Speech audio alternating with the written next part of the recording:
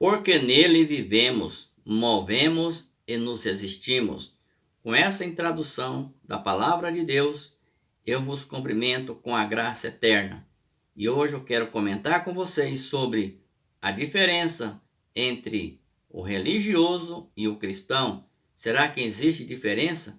Vamos ver o que a palavra nos diz. Começando a ler a palavra e em sequência faremos alguns comentários coerentes com a palavra também. Pois bem, Efésios capítulo 2, verso 13 a seguir, que nos diz assim: Mas agora em Cristo Jesus, vós que estava longe, já pelo sangue de Cristo chegaste perto.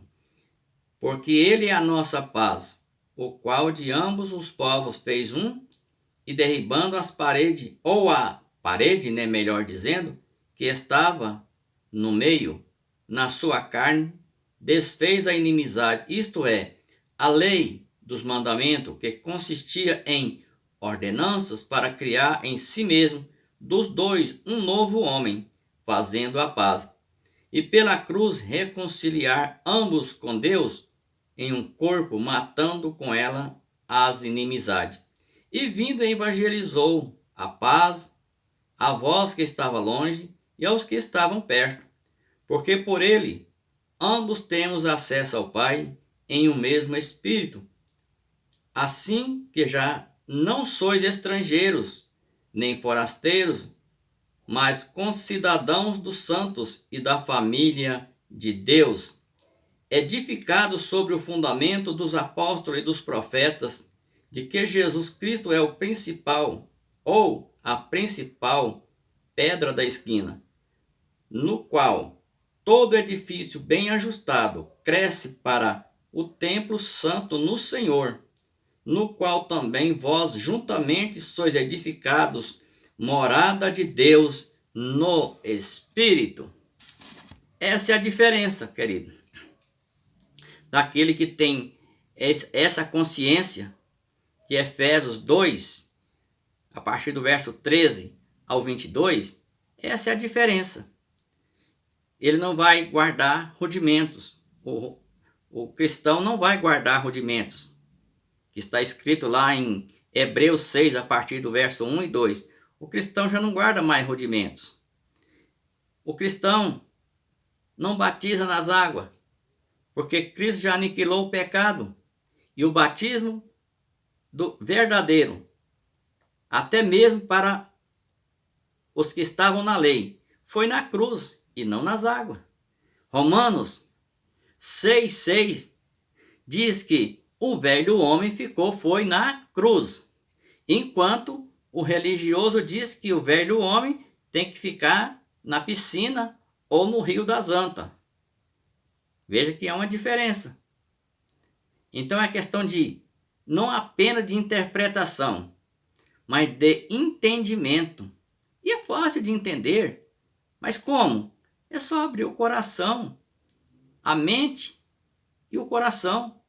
Porque o Espírito Santo e a palavra está aí para poder mostrar tudo o que aconteceu no passado com aqueles que viviam debaixo da lei de Moisés, com 613 ordenanças. E se não cumprisse todas, ou se cumprisse apenas 612 e tropeçasse em uma, já era reprovado por todas. Não adiantava guardar 612 ordenanças e tropeçar em uma, porque era reprovado. Perdia tudo. Isso quem escreveu foi Tiago, que era um judeu, um religioso também. Lá em Tiago 2,10 diz assim: e se alguém guarda toda a lei e tropeça num só ponto, já se tornou culpado de todos. Imaginam a saga que vivia aquele povo. É a mesma saga que vive hoje o religioso também. Essa é a diferença. O religioso hoje não se contém. Ele nunca está satisfeito. Ele nunca está realizado. Psicologicamente, principalmente. Todo tanto que ele busca é pouco. Tanto que ele corre atrás, faz sacrifício, jejuma, corre para o monte, vai para o templo, vai para o sacrifício, vai para as vigílias, vai mais para não sei para onde, buscando, aquela busca incessante e nunca se satisfaz. Sabe por quê? Está correndo atrás daquilo que Cristo aniquilou. Porque Cristo foi o fim da lei, conforme Romanos 10:4. E o religioso correndo atrás daquilo que Cristo aniquilou, conforme Hebreus 9:26 e de Romanos 10:4. Ele correndo ao contrário do vento. Aquilo que Cristo aniquilou e aboliu e pôs fim, ele está tentando trazer e lá na gaveta do tempo puxar e sobreviver. Ah, mas foi assim que eu fui ensinado. Concordo com você, eu passei por lá também. Eu também fui ensinar erroneamente assim. Sabe por quê? Porque a tendência do homem, todavia, foi ter glória para si, ter honrarias, ter status e ter boa presença na sociedade. Para a sociedade enxergar nele uma presença de um homem de Deus, de um grande homem de Deus. Cuidado, não toqueis no meu ungido. Abrindo um parênteses aqui, eu quero dizer para você que a mesma unção que tem no seu líder religioso aí tem em você, tá bom? Você não foi ungido com óleo, não. Você foi ungido com o Espírito de Deus. 2 Coríntios, capítulo 1, verso 21 e 22. Veja lá, quem te ungiu foi o Senhor, e não foi com óleo. E te selou com o Espírito Santo. Diferente, né? Então, veja só. Então, querido, e fica aquela saga. Hoje não é diferente. No tempo da lei, era a saga da correria, do sacrifício, dos holocaustos, né? Para poder agradar a Deus, para poder conseguir o perdão dos pecados. Era aquela saga, né? Hoje não é diferente. Os religiosos do século 20 e 21 não é diferente. Embora sendo uma outra nação, mas segue os mesmos rituais. E repito a vocês, e por que os líderes religiosos das duas religiões principais, que é a C, né, e a EV, para não abrir a boca aqui e falar o nome claramente, mas você entende qual é as duas religiões principais. E qual é a diferença das duas? Nenhuma. Mas tem diferença, porque lá na C batiza criança e aqui na EV eles batizam pessoas adultas. A mesma coisa, querido. Tanto faz jogar um pingo d'água na cabeça da criança, como também dar um banho na piscina no rio, ou no Rio das Antas, é a mesma coisa. São rudimentos. Está lá em Hebreus, capítulo 6, verso 1 e 2. Rudimentos da doutrina de Cristo. Eram rudimentos da lei. Pois bem, a diferença é essa. Cristo derrubou a parede da separação, desfazendo as inimizades, desfazendo a separação. Uniu-se dos dois, se fez um só povo. Somos um só povo. Fique com essa palavra para a sua meditação. Você é religioso ou cristão? Porque quem é religioso segue rudimentos, ordenanças, mandamentos. E o homem? Essa é a diferença do religioso para o cristão. O cristão diferente segue o quê? A Cristo. Mas o que é que ele segue em Cristo? 2 mandamentos apenas. Quer dizer que então, vocês cristãos têm mandamentos? Sim, nós temos um mandamento. O próprio Jesus disse, um novo mandamento eu vos dou. Um novo. Nós guardamos o novo e não o velho. A velha aliança. Amando a Deus sobre todas as coisas e o próximo, você aí, como a mim mesmo. Esta é a diferença de guardar. Tentar guardar, porque ninguém guardava, ninguém conseguiu. Porque se alguém tivesse conseguido, ou pelo menos 90% tivesse conseguido guardar 603 ordenanças, incluindo os 10 mandamentos, Cristo não tinha vindo e morrido para salvar e buscar as ovelhas perdidas de Israel. Não, ele não tinha, não, acho que não teria. Bom, isso aqui é eu que estou pensando, não é achismo. Eu que estou imaginando aqui, né? Eu disse para você que não é o meu achismo. Pense com você. Se o povo de Israel, do tempo de Jesus de Nazaré, tivesse guardado as 603 ordenanças, para que ele ia morrer na cruz para salvar quem? Se o povo já estava salvo pela guarda dos 603 ordenanças da lei. Salvar quem? Quem já estava salvo? Não. Ele veio foi realmente para isso. E lamentavelmente, em 1910, chegou ao Brasil Gunnar Wingre e Daniel Berg, trazendo a graça? Não. A lei de Moisés. E se estabeleceu, como vocês sabem da história, primeiro lá em Belém do Pará, criando a primeira seita religiosa EV, e daí se disseminou, e essa raiz de amargura se estendeu a todo o país do Brasil. E hoje está o que você vê por aí. Todos os dias a gente encontra nas esquinas um novo boteco de aleluia. Aí você vai saber o que está acontecendo. Não, porque eu estava lá no outro boteco e lá não tinha mais espaço para a gente, não tinha como a gente pregar, cantar, não tinha como a gente louvar a Deus. E aquela contenda entre eles. É por isso que todos os dias você vê aí, abriu um novo boteco de aleluia. São um povo insatisfeitos, não tem paz nem consigo mesmo.